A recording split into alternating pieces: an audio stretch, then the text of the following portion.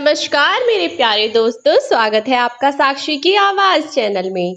तो दोस्तों, आज की कहानी है जब पिता को 20 रुपए के खातिर चोर कहा तो पिता ने बदला अपना रूप और दिखा दी औलाद को उसकी औकात। ये लो बाबूजी 500 रुपए और मंडी जाकर सब्जी ले आओ, और हाँ, जितनी भी सब्जी बताई है सारी ही ले आना, भूल मत जाना। कभी भूल जाओ, और अगर भूल जाओ तो पहले ही बता दो, मैं तुम्हें लिख कर दे दूंगी, क्योंकि शाम को इनके दोस्त खाने पर आ रहे हैं। और हाँ, हरा धनिया और हरी मिर्च जरूर ले आना, इनके दोस्तों के लिए पकोड़े और चटनी बनानी है, जिसके लिए हरी मिर्च और धनिया चाहिए। सुन रहे हो ना क्या क्या बताया है मैंने आपको? रीना अंदर से चिल्लाती हुई बोली। हाँ हाँ बहू, सब याद है, मैं ले आऊंगा याद से। और हाँ बहू, दूध भी तो लाना है। अब तो मुझे याद है ना, मैंने तुम्हें याद दिला दिया, फिर कहती तुम कि कुछ याद नहीं रहता। दूध किस लिए, दूध चाहिए किस लिए ये बताओ। इतने फालतू पैसे नहीं है मेरे पास तुम्हारे लिए, और दूध की कोई जरूरत नहीं है। जितना सामान मंगवाया है उतना ही सामान ले आओ। बेचारे चुप उदास मन से चलने लगे। तब उनकी पोती गौरी ने आकर कहा कि दादाजी, आपको दूध क्यों चाहिए था? सोहन जी ने गौरी को गोदी में प्यार से उठाया और उसको खिलाते हुए बोले, कुछ नहीं बेटा, दादी और मेरी आज शादी की सालगिरह थी, और तुम्हारी दादी हर सालगिरह पर मेरे लिए दूध की खीर बनाती हैं, बस इसीलिए दूध चाहिए था। अब सोहन जी सब्जी लेने के लिए बाजार चले गए। सारी सब्जी खरीदने के बाद सोहन जी ने सब्जी वाले से कहा कि भाई, इतनी सब्जी ली है तो थोड़ा हरा धनिया और मिर्च तो डाल ही दो। इसमें इतना कहने के बाद दुकानदार ने हरी मिर्च और धनिया सब्जी में डाल दिया। अब सोहन जी के पास सारी सब्जी खरीदने के बाद 25 रुपए बच गए। अब अचानक से सोहन जी के चेहरे पर मुस्कुराहट आ गई, और सोहन जी ने सोचा कि 25 रुपए बच गए हैं तो क्यों ना रमा जी के लिए एक मीठा पान ही ले लिया जाए। दरअसल शादी के बाद सोहन जी रमा जी के लिए अक्सर मीठा पान लाया करते थे, जिसे देखकर रमा जी खुश हो जाया करती थी। पर आजकल ऐसा बस उनकी शादी की सालगिरह पर ही ऐसा देखने को मिलता था। जब सोहन जी पान वाले की दुकान पर पहुंचे तो दुकानदार से बोले, भाई साहब, एक पान लगा दो जरा। तब दुकानदार ने कहा कि क्यों भाई साहब, आज तो भाभी जी और आपकी शादी की सालगिरह होगी, तभी मीठा पान चाहिए होगा। सोहन जी मुस्कुराते हुए हाँ में गर्दन हिला दी। अब सोहन जी ने दुकान वाले से पूछा तो दुकानदार ने 35 रुपए बताए। अब सोहन जी बोले, भैया, दरअसल मेरे पास 25 ही रुपए हैं, बाकी के 10 रुपए मैं तुम्हें निकलते बढ़ते दे दूंगा। पान वाला बोला, भाई साहब, क्यों शर्मिंदा करते हो? कोई बात नहीं पैसों की, आप भाभी जी के लिए पान ले जाइए, और मेरी तरफ से भी भाभी जी को शादी की सालगिरह की मुबारकबाद देना। जब सोहन जी वहां से चल दिए तब वह पान वाला पास खड़े आदमी से बोला, भाई, इसको कहते हैं खुददार आदमी। औलाद इनको इतना दुखी रखती है, लेकिन फिर भी कभी इन्होंने किसी से अपनी औलाद की बुराई नहीं की। अब जब सोहन जी घर पहुंचे तो सब्जी अपनी बहू को देकर रमा जी के पास गए और मीठा पान उनको खिलाते हुए बोले, मेरे सुख दुख में हमेशा साथ देने वाले मेरे जीवन साथी को शादी की सालगिरह की बहुत बहुत मुबारक। रमा जी ने पान खाते हुए कहा, आपको भी शादी की सालगिरह मुबारक हो। इतने में रीना अंदर से चिल्लाती हुई बाहर आई और बोली, क्यों बाबूजी, क्या है ये? मैंने तुम्हें क्या कहा था कि हरी मिर्च और धनिया ले आना। ओहो, मुझे क्या पता था। जो सब्जी के लिए पैसे दिए थे वो सब्जी के पैसे यहाँ मीठे पान में उड़ाए जा रहे हैं। शर्म नहीं आती तुम्हें? बुढ़ापे में सब्जी के दिए पैसों को चोरी करते हुए एक बार भी ये नहीं सोचा कि घर में छोटी बच्ची है, उस पर क्या असर पड़ेगा।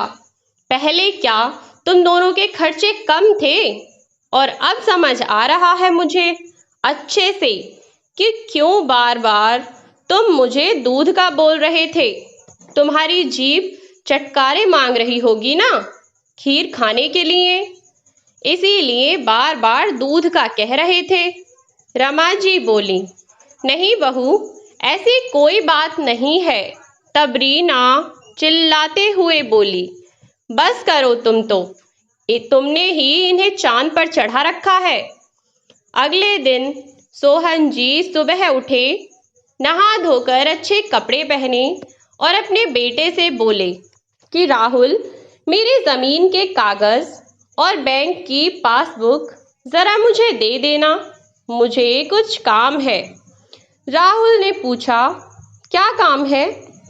ज़मीन के सारे कागज़ मैंने संभाल तो रखे हैं। तब सोहन जी ने कहा कि बेटा, मानता हूँ कि मैं बूढ़ा हो गया हूँ, मेरा रिटायरमेंट हो गया है और मेरी पेंशन भी आनी बंद हो गई है, पर मैं अभी इतना बूढ़ा भी नहीं हुआ हूँ कि अपने कागज़ भी नहीं संभाल सकूं। समझे तुम? मैंने जितना कहा है उतना करो। बस कल मुझे मेरी बैंक की पासबुक और ज़मीन के कागज़ दे देना। राहुल मन ही मन कुसमुसाता हुआ गया और ज़मीन के कागज़ और बैंक की पासबुक अपने पिता को लाकर दे दी। अगली सुबह सोहन जी बैंक की पासबुक लेकर और कागज़ लेकर वहाँ से चले गए। कहाँ गए, किसी को कुछ बताकर नहीं गए। जब सोहन जी दोपहर को लौटे तो रमा जी को साड़ी हाथ में थमाते हुए बोले कि ये लो रमा, 2 साड़ी लाया हूँ मैं तुम्हारे लिए, और ये दूध का पैकेट लो और बढ़िया सी खीर बनाओ। आज कितने दिन बाद मैं जी भर के अपने मन से कुछ खाऊंगा। रमा जी खीर बनाने रसोई में गईं और सोहन जी आकर सोफे पर बड़े कड़क अंदाज में पैर पर पैर चढ़ाकर बैठे हुए थे। तभी राहुल आया और बोला, बाबूजी, आप यहाँ क्या कर रहे हैं? अपने कमरे में जाइए। तब सोहन जी ने कहा, यहाँ क्या कर रहा हूँ? अरे भाई, मेरा घर है, सब कुछ मेरा है, यहाँ नहीं रहूँगा तो कहाँ रहूँगा? सोहन जी का बदला अंदाज देखकर राहुल अचंभित था। तभी रमा जी बोली, क्या हो गया है आपको? कैसी बातें कर रहे हैं आप? बात नहीं रमा, बात ही तो करनी है अपने बेटे से। अभी मैंने बात की ही कहाँ है। मैं तो इस सोच में था कि शायद मेरा बेटा संभल जाए, पर नहीं, अब तो बात करूँगा मैं। इसे शाम को ज़रा वापस तो आ जाए। अब शाम को जब राहुल अपने ऑफिस से वापस आया तो सोहन जी राहुल से बोले, सुनो राहुल, मुझे तुमसे कुछ बात करनी है ज़रा। तब राहुल बोला, अब क्या बात करनी है?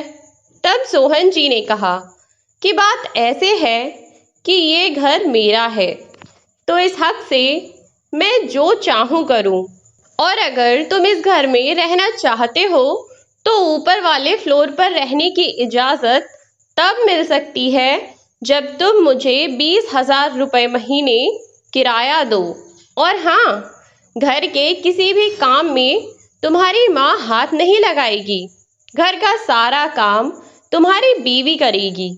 अगर यह बात तुम्हें मंजूर है तो तुम यहाँ रह सकते हो, वरना दरवाज़ा सामने की तरफ है, तुम कहीं भी जा सकते हो। इतनी बात सुनकर रीना गुस्से में राहुल से बोली, राहुल चलो यहाँ से, मुझे इस घर में नहीं रहना है। तब राहुल ने उसको समझाते हुए कहा, पागल, तुम नहीं जानती कि शहर का माहौल है, कहीं भी कमरा लेंगे तो 30-35 हजार रुपए महीने मिलेगा और फिर ऊपर से राशन का खर्चा भी खुद ही को झेलना पड़ेगा। अब कम से कम गांव से जो राशन आता है उसकी तो बचत होती होगी। और फिर इतना कौन सा लंबा चौड़ा काम है जो तुमसे ना होगा। अरे अब से पहले माँ भी तो सारा काम किया करती थी, तुम कर लोगी तो क्या हो जाएगा।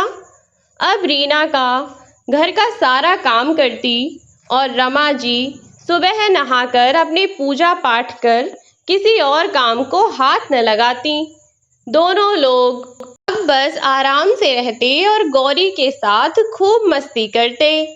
उधर रीना को भी अपनी गलती का एहसास हो रहा था, या यूं कहो कि जब सास ससुर ने उन्हें उनकी औकात दिखा दी तब उन्हें एहसास हुआ कि जब हम किसी जीते जागते इंसान से हर काम अपनी मर्जी से करवाना चाहते हैं तो कैसा लगता है।